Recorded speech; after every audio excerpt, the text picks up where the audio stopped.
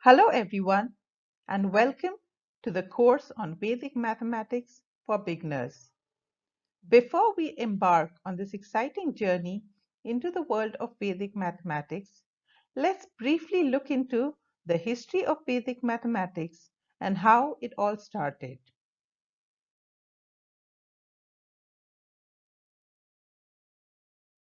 Swami Bharti Krishna Tirtha is known as the father of Vedic mathematics. He was born on 14 March 1884 in a village in South India. His birth name was Venkataraman. He was an exceptionally bright student right from his school days. Sanskrit was his favorite subject. He gained mastery over Sanskrit at a very young age, and for this reason, he was awarded the title Saraswati for his expertise in Sanskrit. He completed his master's in 7 subjects in one go. He was proficient in 14 languages. He worked as a principal of a college for a short period, but soon he quit to quench his thirst for spiritual knowledge. It was during these times of deep meditations that he got inner revelations of the 16 sutras or principles that form the basis of Vedic mathematics. Thus, he gave the declaration that using these 16 sutras, calculations can be done very fast. At the request of his disciples, Swamiji wrote 16 elaborate volumes on the sutras or principles.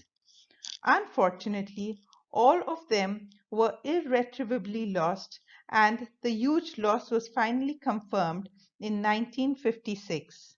However, Swamiji, in 1.5 months, rewrote an introductory volume on Vedic mathematics and left his mortal frame in 1960.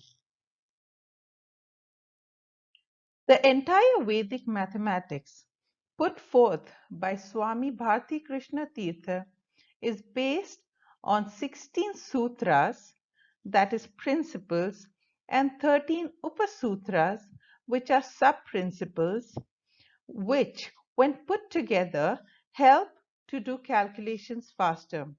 So, with the help of these 16 principles and 13 sub-principles, we can solve any problem and make our calculations faster. So, what are the 16 sutras or principles on which Vedic mathematics is based? Let's have a look. Now, these sutras are given in Sanskrit language. We do not really need to remember these Sanskrit names. Instead, we will just go through the English names. In fact, we do not even really need to remember all these principles. As we go through the course, we will learn the application of each principle as and when required. For now, let's quickly go through the principles one at a time. The first one is by one more than the previous one. The second principle says all from 9 and last from 10. The third principle says vertically and crosswise. The fourth principle says transpose and adjust. The fifth principle says when the sum is the same, the sum is 0. The sixth principle says if one is in ratio, the other is 0. The seventh principle says by addition and by subtraction.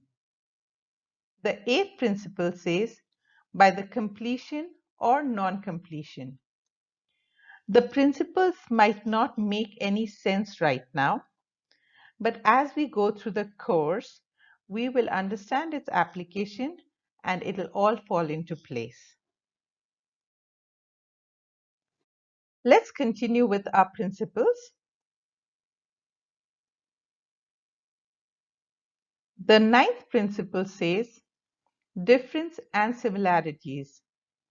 The 10th principle says, whatever the extent of its deficiency. The 11th principle says, part and whole. The 12th principle says, the remainders by the last digit. The 13th principle says, the ultimate and twice the penultimate.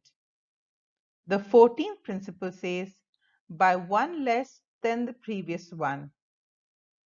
The 15th principle says, the product of the sum is equal to the sum of the product. And the last principle, that is the 16th principle, says, the factors of the sum is equal to the sum of the factors.